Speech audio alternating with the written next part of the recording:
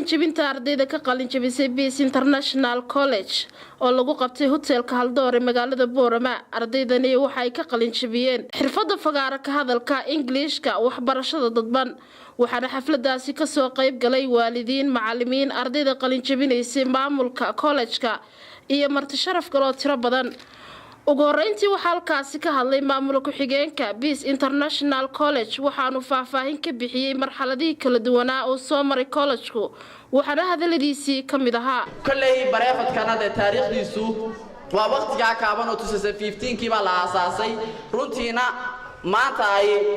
ardaydaasna aan wada arkayna dhamaanteen laakiin se advice-kayga aan ku daray ardayda qalin jabinaysa waxa weeyaan hamoodin qalin jabinta saan hore u soo baar tilmaamay inaad maanta aqoontii aad faraha ka dhigtay laakiin se ogow albaaba ku furmay inay meeshiini tahay higsigiini ay tahay aad iman karto soo booqan karto oo runtii aan ku hanweynahay inaanu sidaas ka sii balaarino waliba dhamaanteen oo runtiina dhamaantiinba aan wada salaamaya ardayda qalin jabinaysana aan ku soo gabagabeynaya hambalyo iyana hadalka iska daba qaatay macallimiinta wax ka dhigta college-ka ardayda wax ka baratay iyo sidoo kale marti sharaf kale waxaana hadaladoodii ka mid ahaa oo xataa magaca ay u bixiyeen ay u heleen aan runtii aad ugu bogay waxa weeyaan waxaan leeyahay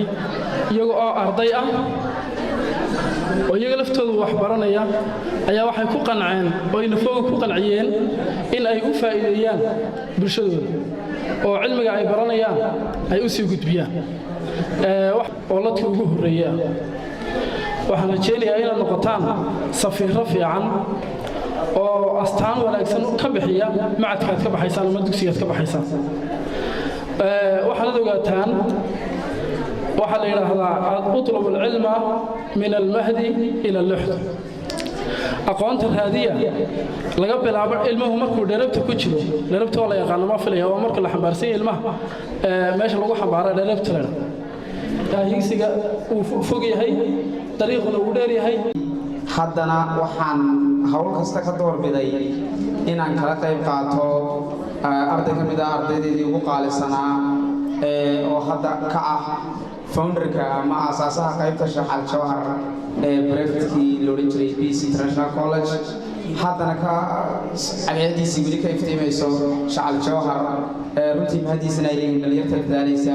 ee hormuudka uu yahay Cabdi Bashir Saciid runtii waa guulaysanaysan labada qodob waxa weeyaan waa aafooyin qaran oo baabiye bulshadeena ay ugu horeyso baasha laga qabyaalada oo runtii ah shay kaliyaata ee shakhsiyadaada baabiin doonto hadda waxaad isku haysaan ixtiraam waxaad isku haysaan walaalnimo macallimiintiina waa jeceshihiin hadda intiina wada fadhida haddana waa wada kala reer iyo wada kala dii leega baasha xumaanteedu waxa weeye intiinaas iskiin nacsiinaysaa adiga macallinkaaga iskiin nacsiinaysaa adiga jaarkaaga iskiin nacsiinaysaa qof aad goyn karin oo agtaada gob ka ahaa bay kaa dheeraynaysaa taa inaad ka dheeraataan talabaad ee bulshada ragaadisay ragga hawyar badatay iyadna waa baasha laga balwada oo iyadna kaa qaadaysa dareenkan hadda kugu jira hadda dareen baa kugu jira inaad bulshada wax ka bedesho balwaduna waxay kugu diidaysaa dareenka inaad dareento ilaahay iyagana marka miisaanka xasanaadka ha ugu daro dhammaantiin waan idin ducaynayaa guulaysta insha Allah salaam magacayga waa Sawdo Guuleed Cabdi sidaad horeba u maqasheen anigoo ka tirsan ardayda publica marka koobaad haddii aan waxna idinka taabto publica iyo siyaabooyinkan ku soo baranay maalinta intaan baran publica waxaan ahaa ardayad baqda haddii macallin istaajiyo ama iskuul ama meel kaleba jidhkayga dhow gariiri jiray maantana waxaan leeyahay karti ilaahay i siiyay iyo macallimiintayda ay garab gashay inaan kalsooni idinku soo hor istaago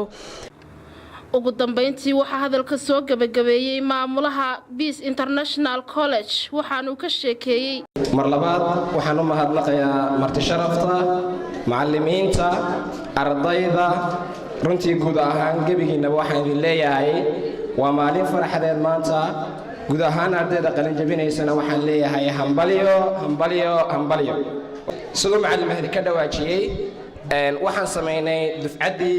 waxaan jeedaa qaybtii labaad ee Peace oo bari dhaweyd xaflad qabanay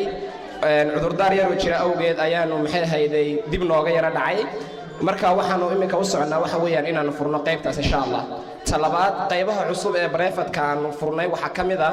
qaybta caruurta oo waqtiyada aroortii oo kale farbarashada caruurta ardayda public speaking ku iyagu waxay jaanis u heleen maadaama ay difcadii koobaad yihiin in la baro first aid wax la yiraahdo ama gargaarka degdega xagga caafimaadka arday kasto public ah chance buu helay horta taas ardayda dambe ee insha Allah public speaking soo gali doontana iyaguna kullee fursad noocaas way heli doonaan talabaad